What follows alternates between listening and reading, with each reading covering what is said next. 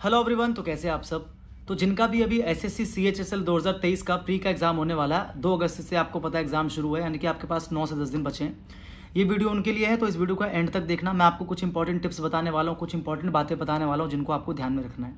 देखो, सबसे पहले मैं डिस्कस करूंगा कि अभी जो सीजीएल का पेपर चल रहा है 14 जुलाई से शुरू हुआ है और 27 जुलाई तक चलेगा। तो अगर आपने किसी से भी पूछा हो या फिर आपने अगर एनालिसिस वीडियो देखी हो, तो आपको एक बात जानने को मिली होगी कि पूरा का पूरा जो पेपर है, जीएस को छोड़ दे अगर हम, तो पूरा का पूरा जो पेपर है वो प्रीवियस ईयर पे बेस्ड है।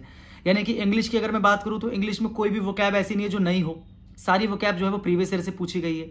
ठीक है। और इसके अलावा आपको पता है ग्रामर के रूल तो वही होते हैं, बदलते नहीं है। तो ग्रामर के रूल है। क्लोज टेस्ट भी जो है वो उतना टफ नहीं पूछा गया, ईजियर साइड में रखेंगे हम उसको। ठीक है। और बात करूं मैथ्स की, तो मैथ्स में भी जितने सवाल है सारे के सारे जो कॉन्सेप्ट्स हैं वो सारे के सारे टोटल प्रीवियस ईयर से उठाकर ही दिए गए हैं। बस वही वैल्यू को चेंज किया गया है, थोड़ी सी लैंग्वेज को चेंज किया गया, लेकिन टोटल जो कॉन्सेप्ट है, मेन होता है कॉन्सेप्ट, तो टोटल जो कॉन्सेप्ट है वो प्रीवियस ईयर पे बेस्ड है। तो ऐसा कुछ भी नहीं है कि नए सवाल बनाए गए हैं, वैसा कुछ नहीं है। ठीक है। रीजनिंग की बात करूं तो रीजनिंग जैसी आती है बिल्कुल वैसी ही रीजनिंग आ रही है।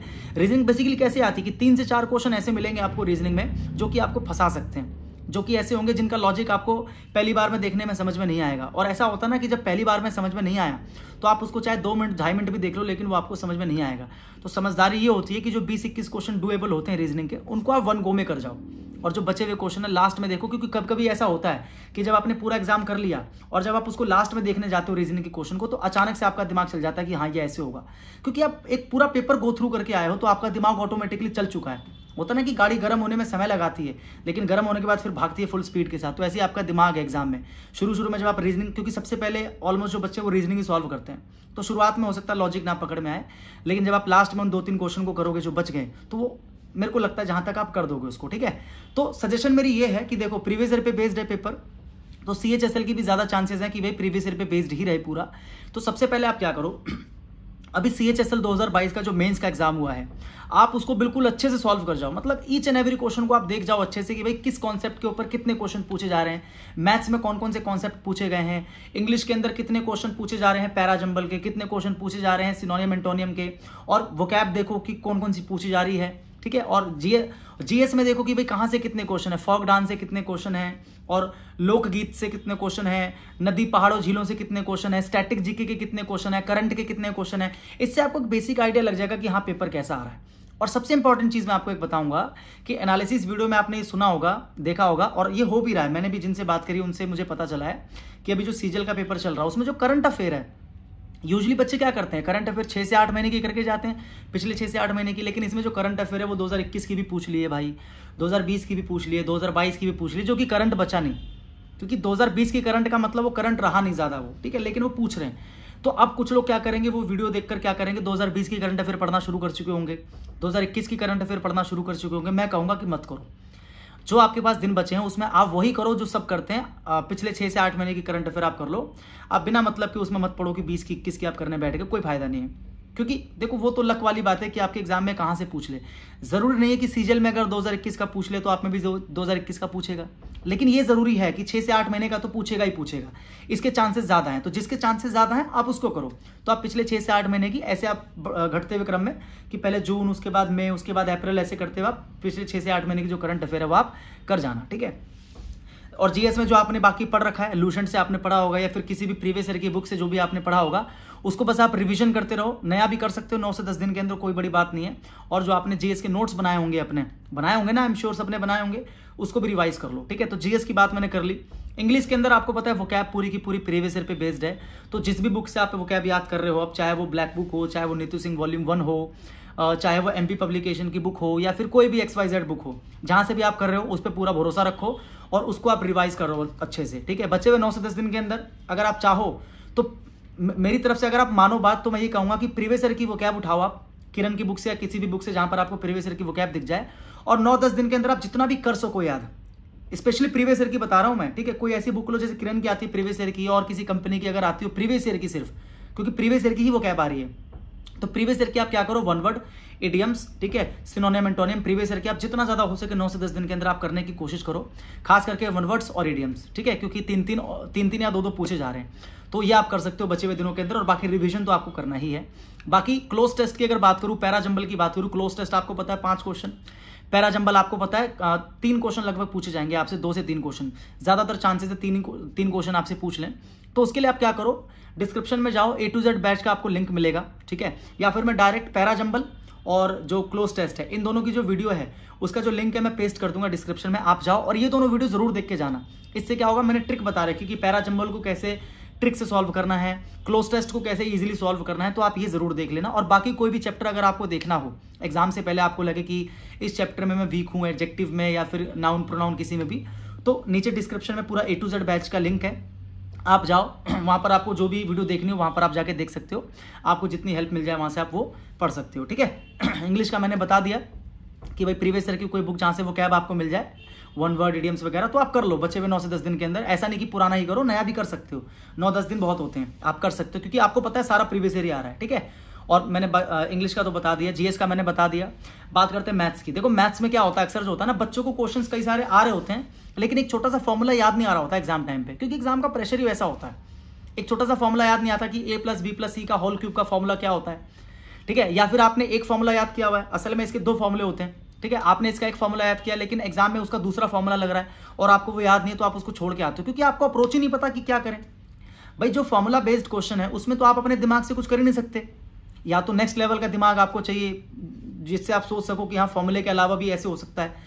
लेकिन अगर आपके पास वो नेक्स्ट लेवल का दिमाग नहीं है फिर तो आपको फॉर्मूला पुट करके देखना पड़ेगा, और अगर आपको फॉर्मूला ही याद नहीं है तो वो आप सवाल क्या करोगे, छोड़ के आओगे। तो इसलिए क्या करो, बचे हुए दिनों के अंदर जितने भी इंपॉर्टेंट जो आपके अलजेब्रा के फॉर्मूले हैं वो आप अच्छे से कर जाना, ठीक है। और जितने भी इंपॉर्टेंट जो क्यूब की वैल्यूज होती है, रूट की वैल्यू होती है, क्यूब रूट्स वगैरह होते हैं ना, जैसे आपको 30 तक तो कम से कम आपको याद होने चाहिए क्या, क्यूब्स, और 40 तक आपको याद होने चाहिए कम से कम स्क्वायर्स, ठीक है। टेबल याद होनी चाहिए आपको, और इंपॉर्टेंट ट्रिपलेट्स आपको याद होने चाहिए। इंपॉर्टेंट ट्रिपलेट्स की मतलब 6, 8, 10 होता है ना, और 3, 4, 5 बहुत सारे इंपॉर्टेंट ट्रिपलेट्स होते हैं, तो ये आप याद कर लो, कम से कम 12 से 15 इंपॉर्टेंट ट्रिपलेट्स है, तो वो आपको याद होना चाहिए। अगर आपको याद है तो आप डायरेक्ट सवाल में अप्रोच लगा सकते हो, वरना फिर आपको कैलकुलेट करके देखना पड़ता है कि यार लग तो रहा है सवाल में पाइथागोरस की लगेगा, लेकिन मैं श्योर नहीं हूं कि जो वैल्यू दे रखी है वो ट्रिपलेट की वैल्यू है कि नहीं है, तो फिर आप उसको सॉल्व करके देखोगे, स्क्वायर करके देखोगे, जोड़ के, हाँ पाइथागोरस लग रहा, फिर आप फाइनली पाइथागोरस लगाने जाओगे, तो इतने में तो सारा टाइम ही चला गया। तो इससे अच्छा ट्रिपलेट की वैल्यू याद कर लो। और इंपॉर्टेंट जो फ्रैक्शन वैल्यू होती है उसको परसेंट में कैसे चेंज करते हैं, या परसेंट की वैल्यू को फ्रैक्शन में कैसे चेंज करते हैं, जैसे 1/11 को परसेंट में कैसे लिखेंगे, 66.6 को फ्रैक्शन में कैसे लिखेंगे, तो ये सारे इंपॉर्टेंट होते हैं, उसको भी आप अच्छी तरीके से याद करके जाना, क्योंकि इसकी वजह से बच्चों के सवाल छूट जाते हैं, ठीक है।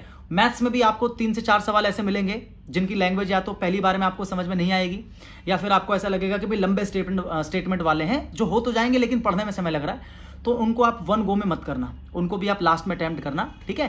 देखो 1 गो में वही सवाल करने चाहिए मैथ्स की, खास करके मैं बात करूं जो सवाल देखते ही आपको पता लग रहा है कि आपने पढ़ा हुआ है और आप इसको कर सकते हो।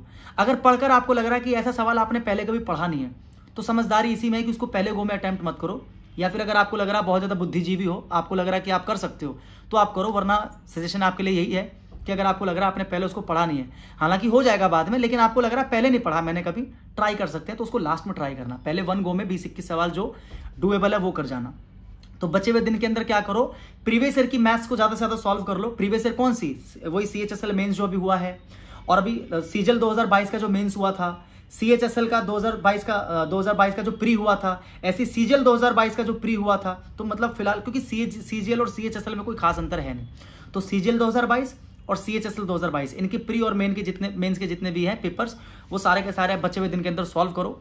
मॉक टेस्ट ना देकर बचे हुए 9 दिन के अंदर आप क्या करो, बचे हुए 9 दिन के अंदर जो यही CHSL का जो प्री हुआ था अभी 22 वाले का, उसको आप मॉक की तरह डेली 1 घंटे का टाइम सेट करके आप दो।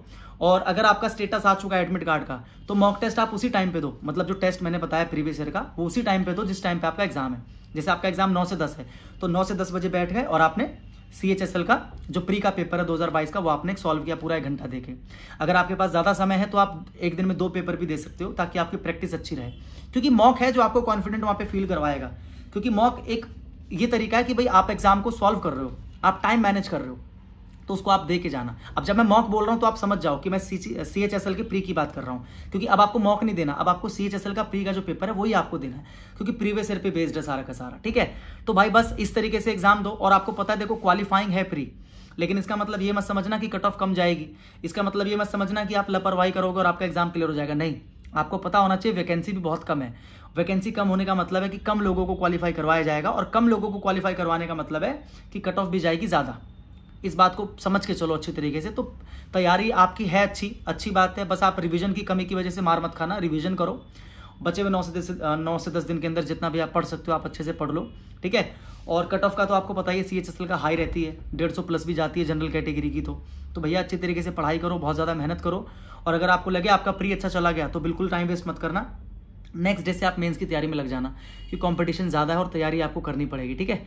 तो मैंने आपको बता दिया कि बचे हुए दिन के अंदर क्या पढ़ना है और उससे ज़रूरी क्या है कि क्या नहीं पढ़ना। तो मैंने आपको बता दिया क्या नहीं पढ़ना, और आपको ये भी बता दिया कि क्या पढ़ना है। तो बस अच्छे से पढ़ाई करो भाई, और मेरे चैनल से जो भी हेल्प आपको मिल सकती है इंग्लिश के लिए, वो आपको पूरी हेल्प मिल जाएगी। आप जाकर देखो मेरे चैनल को, बहुत सारी वीडियोस है, आप जाकर देख लो, क्लासेस ले लो, ठीक है। बाकी मैं आपसे मिलता हूँ बहुत जल्दी नेक्स्ट वीडियो में। और मैं एक चीज़ और प्लान कर रहा हूँ, इसको भी सुन लो। मैं एक चीज़ और प्लान कर रहा हूँ कि नेक्स्ट संडे को या तो मैं एक मैराथन चला दूँ CHSL के लिए, स्पेशली मैराथन चला दूँ, जिसमें मैं 8 से 9 घंटे की मैराथन के अंदर पूरी इंग्लिश खत्म करा दूँ, जितने भी इंपॉर्टेंट कॉन्सेप्ट्स है, और वहीं से आएगा, मेरे को पता है उससे बाहर नहीं आएगा।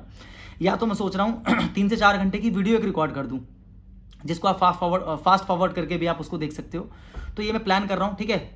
फिलहाल आप अपनी पढ़ाई करते रहो, अगर ऐसा कुछ होता है प्लान करता हूँ मैं तो वो वीडियो भी आ जाएगी, वरना मैं आपको डिस्टर्ब नहीं करूँगा। आप अपनी सेल्फ स्टडी पे ज़्यादा ध्यान दें, इस समय ज़्यादा जरूरत है आपको सेल्फ स्टडी की, ठीक है। तो सेल्फ स्टडी करें, अच्छे से पढ़ते रहें। मैं आपसे मिलता हूँ नेक्स्ट वीडियो में, तब तक के लिए जय हिंद।